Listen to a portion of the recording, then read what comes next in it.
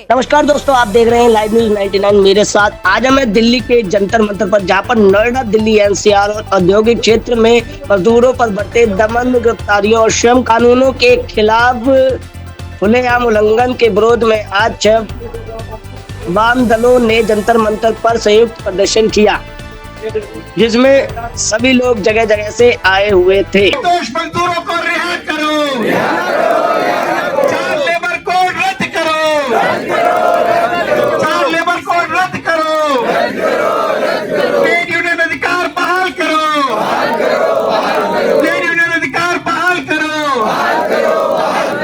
शुक्रिया साथियों, आज का कार्यक्रम में हम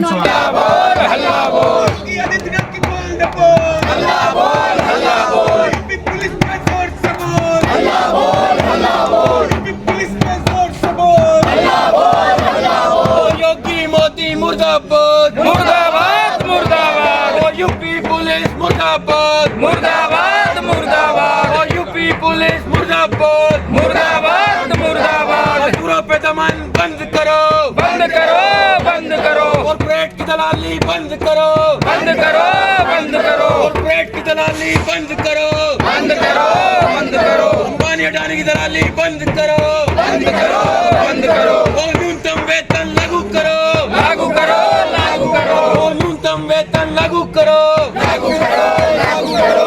हम अपना अधिकार। फोन भी है हमारे पास में, हमने उनके सामने बात रखी कि सरकार क्या इस बात से अनभिज्ञ है कि दिल्ली और दिल्ली के आसपास, जिसको केंद्र सरकार ए कैटेगरी क्लासिफिकेशन में रखती है, 4 प्रकार के वेतनमान है साथियों, जिसमें केंद्र सरकार अपने अनस्किल्ड लेबर को 21,502 रुपए देती है।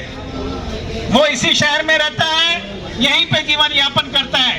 वहीं नोएडा का मजदूर है जिसको 11,313 रुपए मिलते हैं।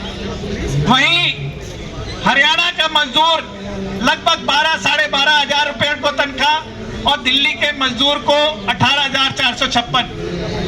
तो शहर में रहन सहन एक जैसा, खर्चे एक जैसे, हालात एक जैसे, मगर वेतनमान 4 प्रकार के।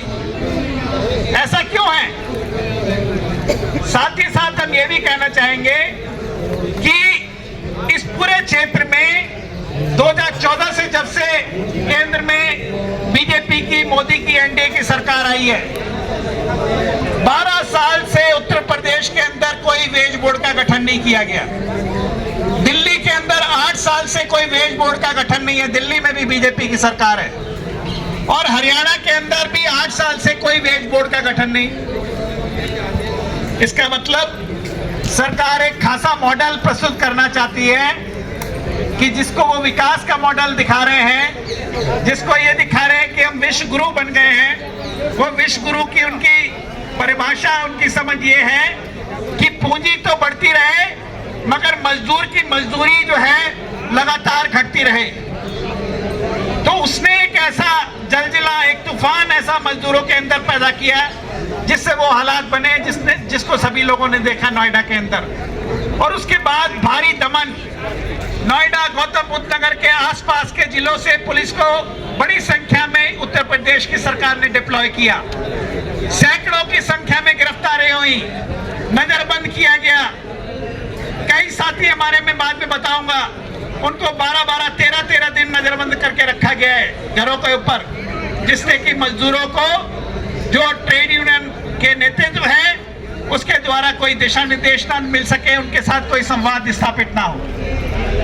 तो जब ये दमन हुआ, जिस प्रकार का दमन हुआ, हम लोगों ने वामपंथी दलों के अंदर, दिल्ली के अंदर ये एक इमरजेंट मीटिंग की और आपस में ये राय बनाई कि हमें निश्चित रूप से सरकारों की जो दमन की प्रक्रिया है मजदूरों की जायज मांगों को लेकर के, उसको हमें विरोध करना चाहिए और ये संदेश देना चाहिए कि मजदूर इस लड़ाई में अकेला नहीं है।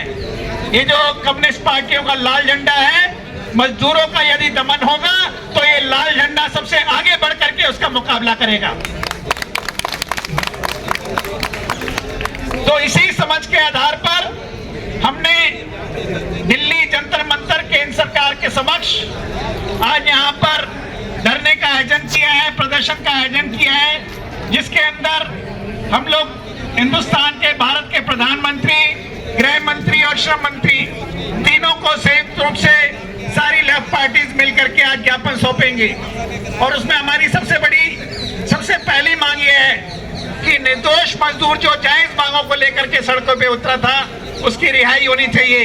हमें ये भी जानकारी मिली है कि 18 साल से कम के 15 साल, 16 साल और बड़ी संख्या में महिलाओं को भी गिरफ्तार किया गया है, उनकी रिहाई होनी चाहिए।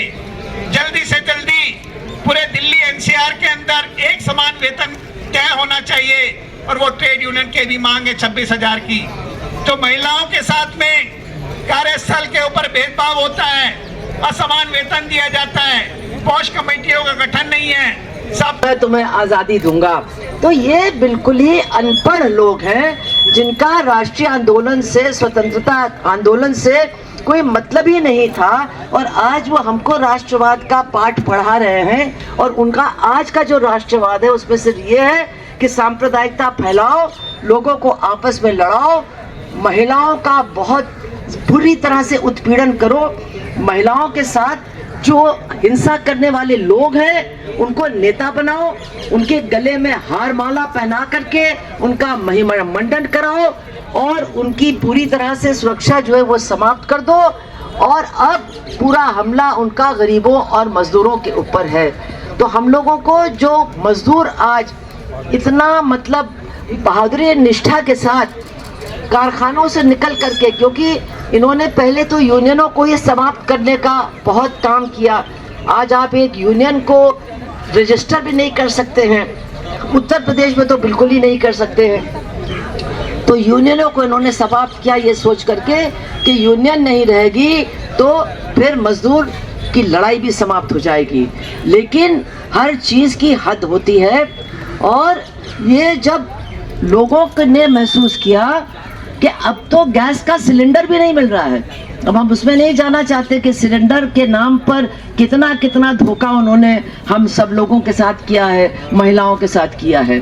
लेकिन अब महंगा तो उन्होंने कर ही दिया, लेकिन अब मिल ही नहीं रहा है। तो जिन लोगों को बहुत कम तनख्वाह में किसी तरह से जिंदा रहना है, जब एक एक सिलेंडर ब्लैक में मिलेगा 4,000 में, तो उन्होंने भी समझ लिया कि अब जब हम जिंदा ही नहीं रह सकते हैं, अपने बच्चों को खिला ही नहीं सकते हैं, तो सर पर कफन बांध करके हम निकल करके लड़ाई लड़ेंगे।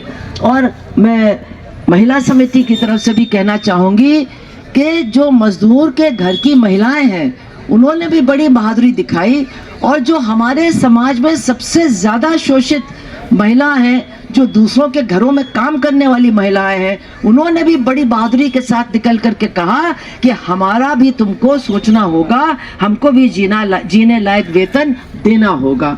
तो ये एक बहुत बड़ी लड़ाई है, और एक तरफ तो इसका दमन हो रहा है, लेकिन दूसरी तरफ जिन लोगों के अंदर बड़ी निराशा थी, हम में से भी कुछ लोग हो सकते हैं, बड़ी निराशा थी कि अब तो आंदोलन ख़त्म हो गया, अब तो संघर्ष खत्म हो गया। बहुत से लोग तो ये भी कहने लगे कि अब तो मजदूरी नहीं है, अब तो कारखाने सब बंद हो गए। लेकिन पिछले 15 दिन से हम लोग देख रहे हैं कि चाहे सिंगरौली हो, चाहे पानीपत हो, चाहे हरियाणा हो, चाहे नोएडा हो, मजदूरी मजदूर दिखाई दे रहा है, और मजदूर का संघर्ष ही दिखाई दे रहा है। हम लोग सबको इस संघर्ष में पूरी ताकत लगा करके इसमें अपना योगदान देना चाहिए। जो लाल झंडे के साथ जुड़े हुए तमाम लोग हैं, उनको इसको अपनी लड़ाई समझ करके हर तरह का योगदान इसमें देना होगा। वहाँ के मजदूरों को बिल्कुल ऐसा नहीं लगना चाहिए कि उनके साथ कोई नहीं है, उनके साथ खड़ा होने वाला, उनके साथ कुर्बानी देने वाला कोई नहीं है।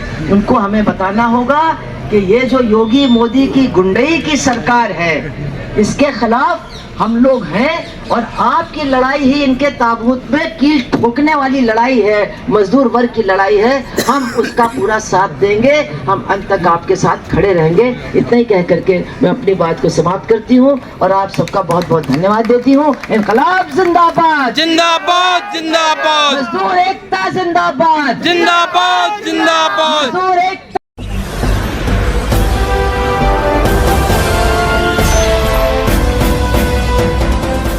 आप देख रहे हैं लाइव न्यूज 99 राष्ट्र सबसे पहले।